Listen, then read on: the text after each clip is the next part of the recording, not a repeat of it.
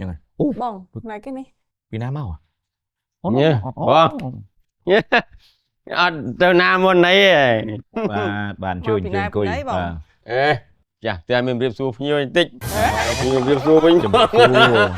ក្មេងជាងនិយាយលេងទេអត់អីទេប៉ុន្តែខ្ញុំឃើញដំណើរមករៀងចំណិតទៅសក់អីបាទខ្ញុំចូលចិត្តចឹងបាយខ្ញុំចូលចិត្តបាយហើយតាណាមកណាបងមកឆ្ងល់មើលឃើញបងនេះ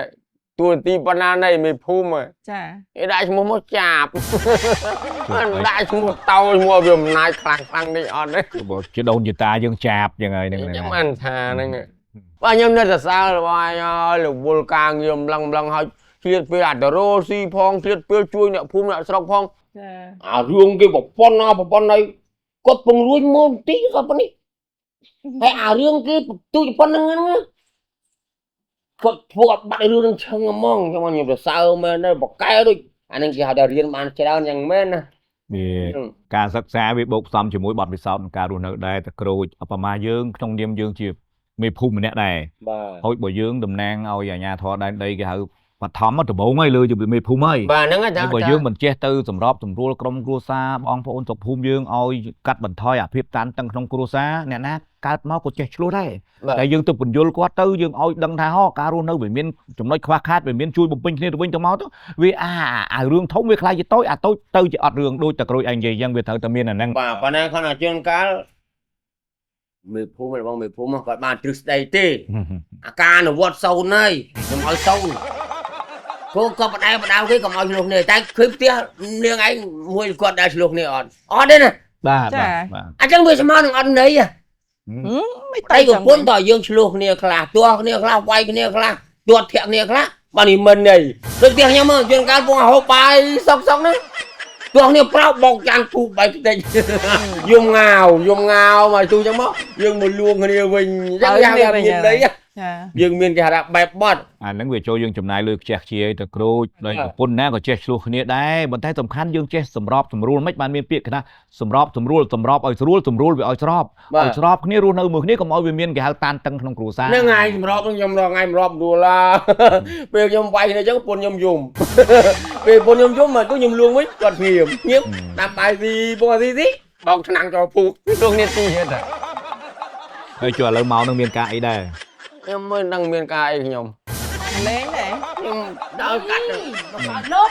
ឯនៅស្បែឡាយនៅហ្នឹងឯងពូមេផ្សួរជំរាបសួរគុណខ្ញុំចឹងខ្ញុំចេះវាយហ្នឹងបងឯងមិនយូរម៉េចអញកញ្ញល់លើមករៀបសួរតែញៀនតែឯងប្រកាសតែមានរៀបសួរទេវាមិនមានអីខ្ញុំចង់សួរប្តីខ្ញុំនេះមកមួយថ្ងៃហើយនៅសកុកនៅហ្នឹងឯងចុះនៅណាឯណៃបានទៅមកសិតមកនិយាយគ្នាមិនសកុកទេណាមានអីដែរបងអូនស្រីមានអីដែរខ្ញុំសួរគាត់ថាមកនឹងរួចរាល់ហើយនៅពូសញ្ញេឲ្យនៅពូវាអត់ដឹងសញ្ញេរឿងអីមិនសញ្ញេឲ្យទៅមិនហើយចាំមកមួយថ្ងៃនិយាយពីរឿងអីចុះនេះក្តាស់នៅនេះចាំតមនុស្សផុតដង្ហើមហ្មងអីហ៎រឿងសញ្ញេរឿងអីចង់ដឹងថាបំណងគោលបំណងអីគេវត្ថុបំណងមេភូមិចេះម៉ែខ្ញុំនោះគាត់ឈឺធ្ងន់ទៅបញ្ជូនទៅពេទ្យហើយយើងវាអត់មានលុយខ្ញុំក៏ទៅខ្ចីលុយគេហ្នឹងណាប៉ុន្តែគេឲ្យចេញกระดาษស្នាមពីមេភូមិមេឃុំអីចឹងទៅហើយខ្ញុំប្រើគាត់ឲ្យមកប្រាប់ពួកជួយសញ្ញាឲ្យមកខ្វាច់មកដើម្បីបានលុយជូនម៉ែទៅពេទ្យហើយនៅមកសកុកដល់ហ្នឹងចិត្តដាច់ហើមហ៎ម៉ែគាត់នឹងចារួមខ្ញុំនិយាយនេះបងដង្ហើមចង្រត់ម៉ែខ្ញុំពងទទួលស្គាល់ហើយយើងត្រូវជួយសង្គ្រោះគាត់នៅលោកអ្នកមានគុណប៉ុន្តែសួរខ្ចីមិនអីមិនពីខាងណាខាងនេះហើយគេទាការប្រាក់មិនអីមិនហើយយកហ្នឹងដឹងឮថាគេនៅណានៅណីទេពេលហ្នឹងអត់មានទឹកខ្វល់រឿងការរឿងអីទេការម៉ានទៅសំខាន់ឲ្យតែគេឲ្យហ្នឹងបងត្រូវឥឡូវសំខាន់ខ្ញុំចង់ដឹងទូខ្ចីនៅណាគេតិចទៅខ្ចីអាអ្នករស់ស៊ីឯកជននឹងការប្រាក់ផ្ដេសផ្ដាស់នឹងបំណុលវ៉ាន់កណាអូអត់បានទេណាអត់បានទេទេមានខ្ចីអ្នករស់ស៊ីអីគេមេជាងនិយាយរួមតកែប្តីខ្ញុំហ្នឹងហើយខ្ចីហ្នឹងចេះទេគាត់ឲ្យខ្ចីស្រួលទេអើយខ្ចីចឹងមកដល់ពេលធ្វើការកាត់លុយប្តីខ្ញុំចឹងទៅស្រួលទាំងអីណាលើខ្ញុំពងស្អប់អាហ្នឹងតើអានេះធ្វើបនអត់ឆ្លាស់បងធ្វើបនអត់ឆ្លាស់អាណាដែលឲ្យគ្នាខ្ចីហើយមកកាត់គ្នាប្រចាំខែប្រចាំថ្ងៃក៏បំកាត់ណាស់ណាផងគេលក្ខខណ្ឌគាត់អញ្ចឹងឯងចាឲ្យខ្ចីហើយគាត់សុំកាត់ពីតក្រូចទៅធ្វើការកាត់ទៅអានេះស្មើនឹងវាថាវាយក្បាលថ្ងៃខ្នងហើយបងអត់ឆ្អល់យើងទៅពាក់គេមកឲ្យគេកាត់នោះចាំបាច់កាត់ចឹងតែអីឲ្យខ្ចីដល់ណាមានសងទៅមិនចឹងបងអត់ចូលទៀតខ្ចី เอาช่างดองcho thà phải buồn đong cho ở tuần số hay mà chạy mà xa níเอาชื่อลิขัดrồi nhưng sao bà nâng ta អានេះបែបគេប្រម៉ូទធ្វើសរុបអា4ដងមុនអត់បានធ្វើ អូចឹងខ្ចី 4-5 ដងមុនអត់ដែរសងគាត់ទេ មានទៅ មិនអត់ដែរសងទេមិនទាន់បានសង មិនទាន់បានសងទេ ដែលសងអត់បានសង យើងអត់ទាន់មានហើយឥឡូវវាចេះតែមានរឿងបន្តឥឡូវម៉ែឈឺធ្ងន់ទៀតមកខ្ចីម្ដងទៀត អូនដាក់បងដឹងហើយអូនដាក់រាក់ជាប់ អាយកអូនដាក់មិនសូវប៉ុន្មានទេណាស់តែមនុស្សដាក់ មនុស្សដាក់ មនុស្សវាដាក់តែហ្មង អត់ដាក់ដេកអត់លក់ ចុះបើមានធ្វើអីទៀតផឹកស៊ីវាយចានវាយឆ្នាំងវាយពីងគាត់ពីងមួយខែតែ8ដងពីង តែឃើញគ្រូតាឯងមិនទេចា លុយបើសិនជាយកទៅបងខ្ញុំប្រាប់ត្រង់បើយកទៅថាមកហូបចុកឬមួយបង្កើតមុខរបរមិនបានទេណាស់តែយកទៅទិញពីងទិញចានចូលផ្ទះវិញតា ហើយគាត់ដាក់ធ្វើឲ្យខ្ញុំវាយហើយអញ្ចឹងខ្ញុំត្រូវមិនបាន ហូចឹងចុះចំណូលដែលបានពីធ្វើការប្រកបកិច្ចការហងៃនេះអត់មានបំរុងទុកគ្រាមានអត់ទេ នឹងហើយ ទុកអាមិនសិលមកធ្វើការបានមួយថ្ងៃ 40000 ហ្នឹង ហើយ 40000ហ្នឹងទៅរកអីហូបគ្រាន់បើគ្រាន់តែផឹក 20000អត់ផឹកនេះផឹករងអត់មានថ្ងៃស្វាងទេណាបាញ់ហ្នឹងមិនអត់តាំងហ៊ានតាខានផឹកមួយថ្ងៃមួម៉ៅក្តៅកាហាយវាយចានវាយឆ្នាំង ចាអញ្ចឹងមកបកអាក្រាតប្រាប់គេអញ្ចឹងបើខ្ញុំទុកបាន វាមែនហើយទិញស្រាអត់សាច់ខ្លែងមិនកើតមិនទិញសាច់ខ្លែងទៀតហើយដល់ពេលផឹកស្វឹងវាយចានវាយឆ្នាំង ទោះថាប៉ុណ្ណឹងចាកូនទៅរៀននោះមិនលុយខ្ញុំនឹងដែរ កូនទៅរៀនមកព្រឹក500ហ្នឹង បើយើងរកបាន 40000 យើងលៃទៅយើងចាយធ្វើម៉េចដូចពាក្យចាស់គេនិយាយអញ្ចឹងយើងបាន 10 យើងចាយទៅ5បាន អូយអត់ទេរកបាន10ចាយចិត្ត100 បើចែកគ្នាចាយមិនចាយតែខ្ញុំណា ចាយទៀតថែមទៀតនោះ បាទ ដែលខ្ញុំគាត់ជួនជាយោបល់ឲ្យខ្ញុំមិនមែនគេហៅថាអ្នកគេហៅជំនាញខាងហេដ្ឋារចនាសម្ព័ន្ធអីទេចង់និយាយថា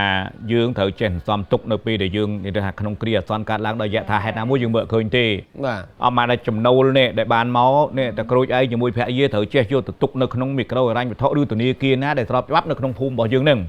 ដើម្បីយើងទុកមិនពេលដែលយើងមានអាសន្នអន់ក្រឧទាហរណ៍ថាអបប្រមាណថាឥឡូវខ្ញុំស្ដាប់ជំនាញហិរញ្ញវត្ថុឯណាក្នុង 100% ដែលយើងរកបានអត់មកយើងដោះស្រាយយើងត្រូវមាន50មាន30មាន20មិនបានខ្ញុំថា50 30%